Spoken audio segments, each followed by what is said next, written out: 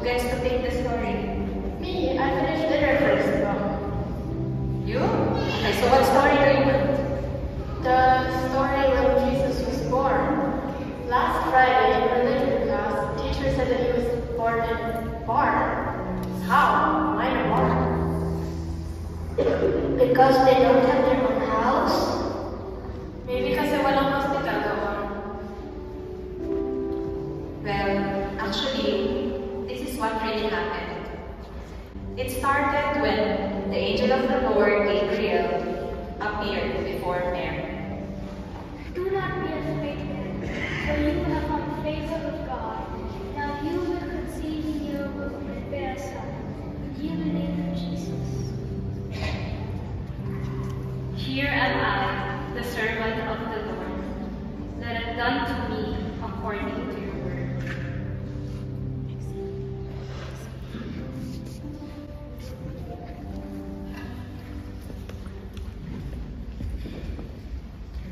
So si Mary, with her belly very big, she was about to give birth.